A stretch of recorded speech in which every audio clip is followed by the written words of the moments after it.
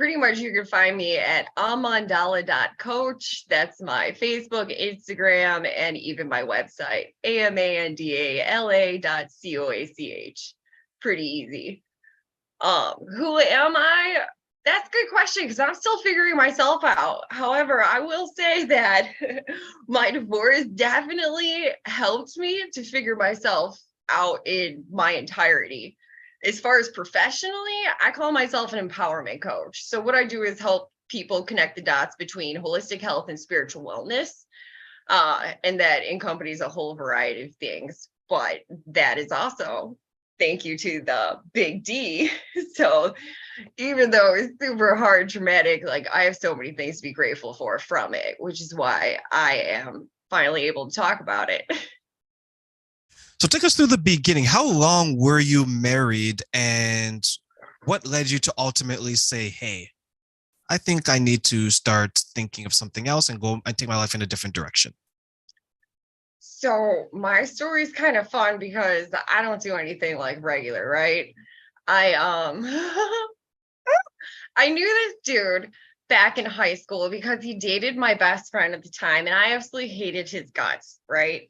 He did some not so nice things to her that I had forgotten about because it had been like 10 years since I seen him. But me and my girlfriend were at a party. He put his arm around her.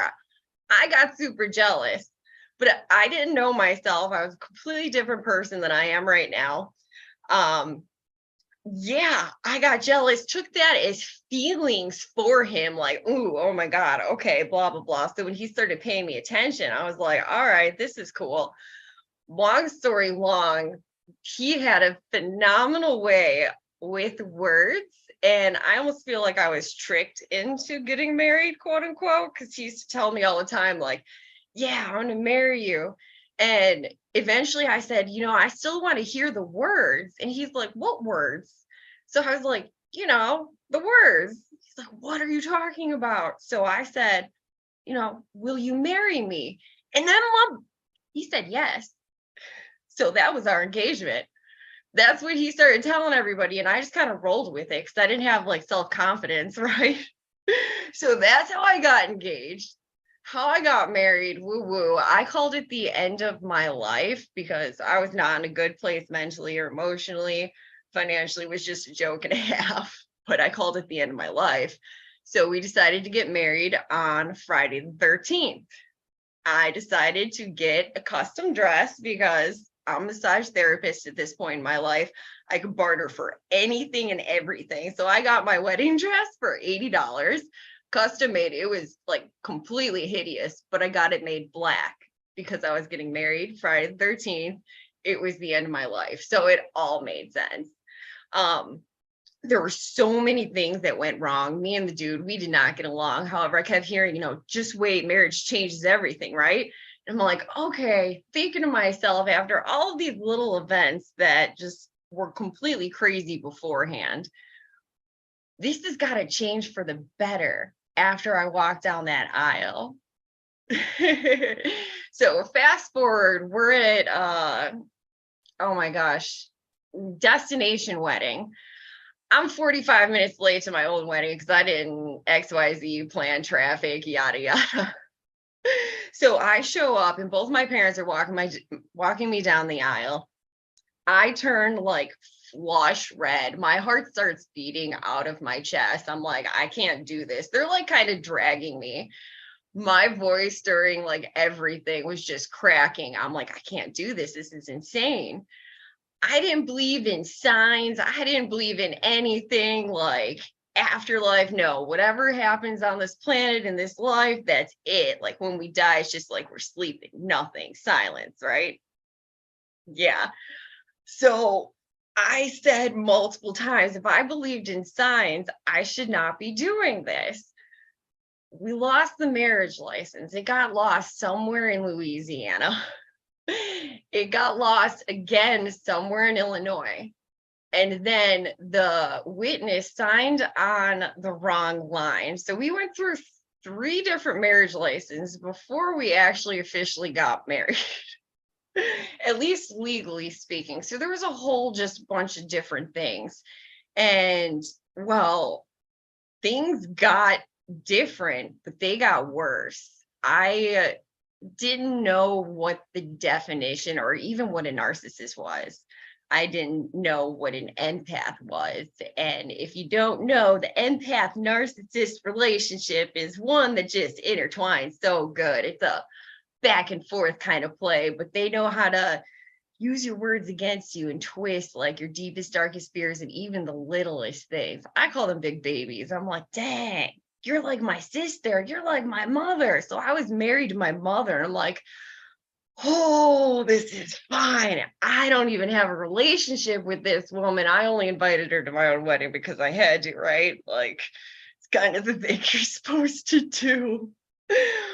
But yeah, relationships super got worse. And I put myself back in school so that I could be able to be financially independent of him because he made it so that I had to rely on him for a lot of things. And I'm like, all right, woo woo. I'm trying to like stand my ground, stand my power. One of my girlfriends, who I never thought in a million years would get separated from her husband, he just picked up and left out of nowhere, out of the blue. And she started to go through this crazy thing. She started introducing me to all of this stuff, life coaching, like simplifying your life, the 4 agreements, warrior goddess training. It was just all of this new and exciting stuff all at once. And I started using this in my real life with this ex, and he was not liking it too much. And I mean, in his defense, I was also batshit crazy too. I had a little bit of a drinking problem to where I was just drunk for a while.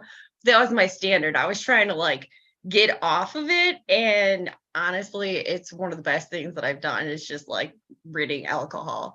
Anyway, I'm digressing. It was just like, oh, she was one of the happiest people. I saw her be so miserable, and I'm like, okay, she's got to be doing something right. I know it's outside of the box, but I started like implementing these things, and I just felt like a sense of power and confidence. And I feel like he saw it, but he didn't want to say anything. And one day, like I had planned after I graduated from school to leave him. That was my ultimate goal. School had come, I graduated. I'm still there. He graduates. I had left him just before he graduated, but his graduation got us back together. I'm there. I'm miserable. I'm like, all right, give me like 3 months and I'm out of there. I don't even know how much time passed. It was very, very short. He comes home from work one day. He was a Chicago police officer. Comes home from work around midnight. He walks in like upset as heck, walks over to me. I'm sitting on the couch minding my own business.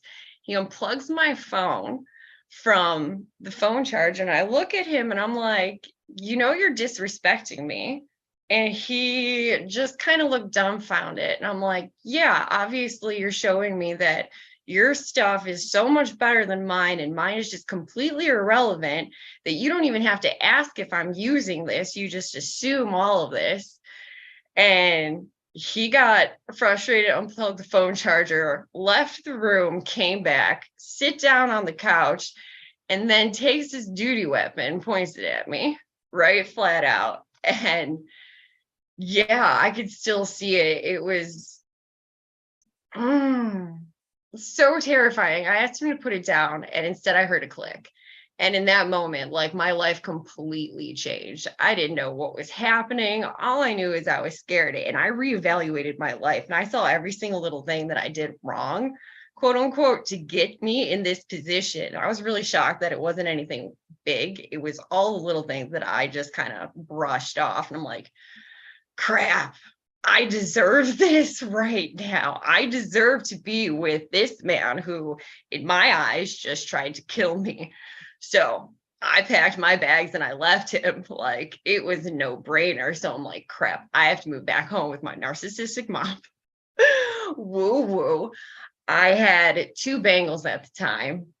They were my gifts. And yeah, it was just all sorts of crazy. I wound up having to give up the 1 bangle.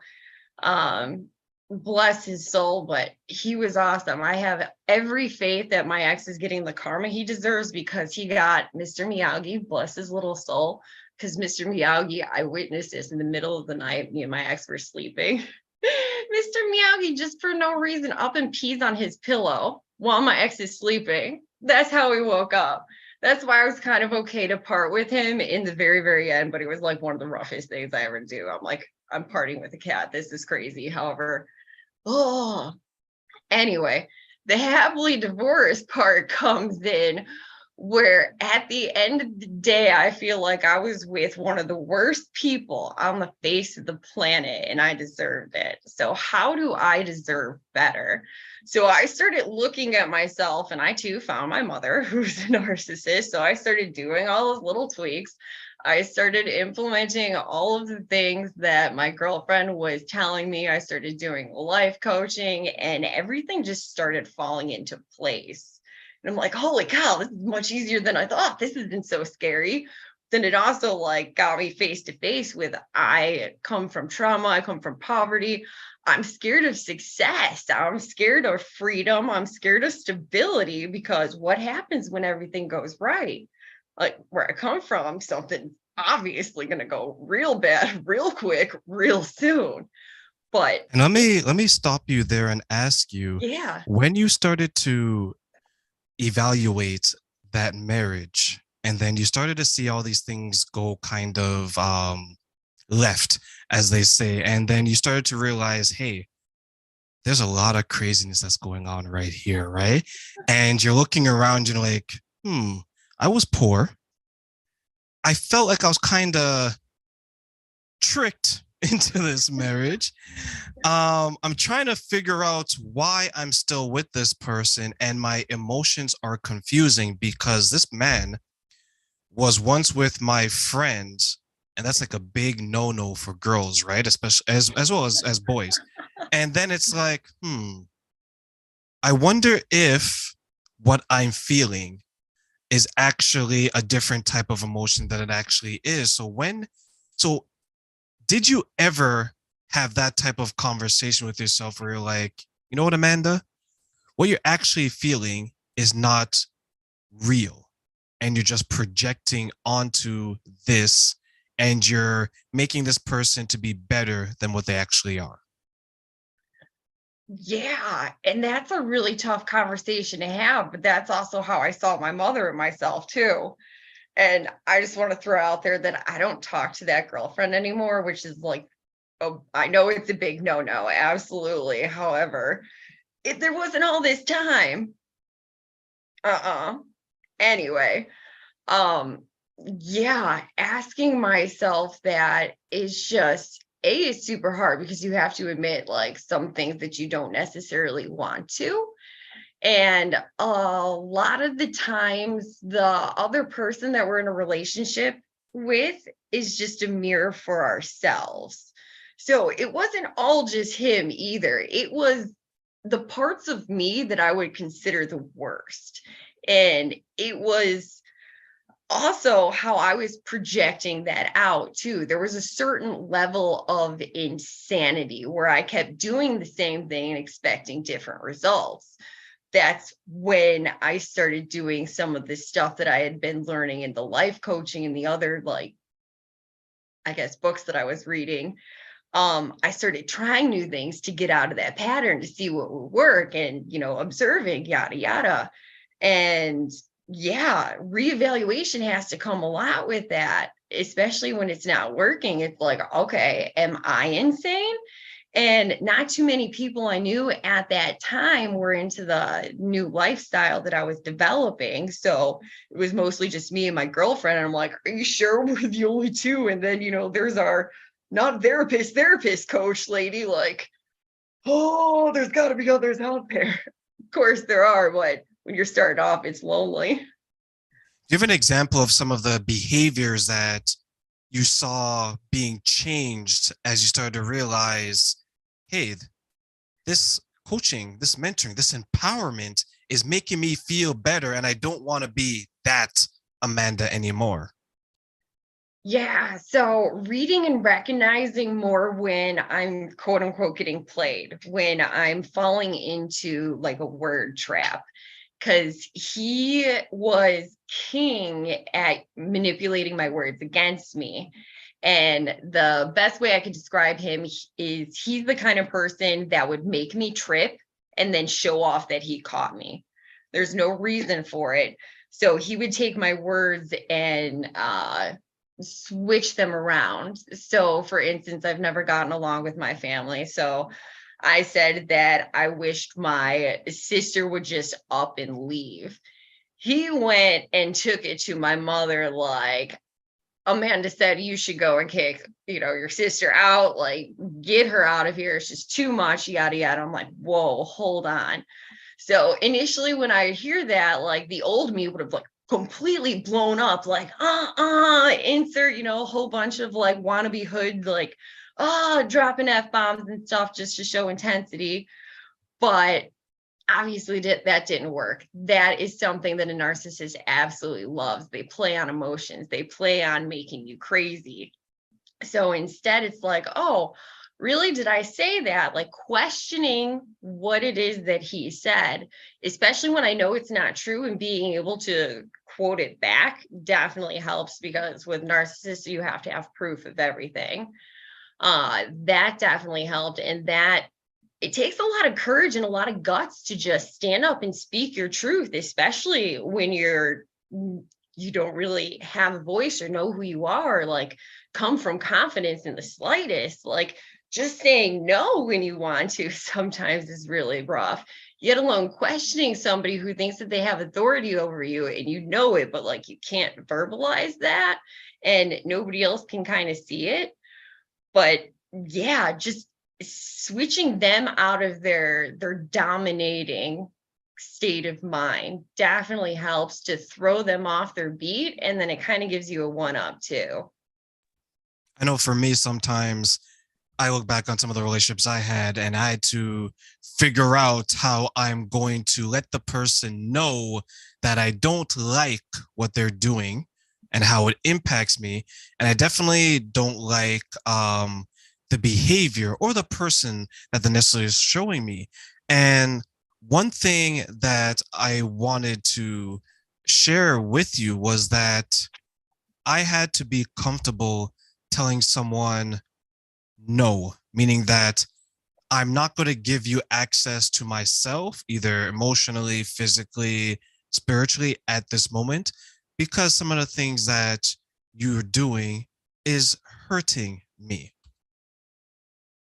For those who are watching on Facebook, YouTube, and my social media, please subscribe, follow, and share for more incredible interviews like the one we have with my new best friend, Amanda. And we will be back for more. So stay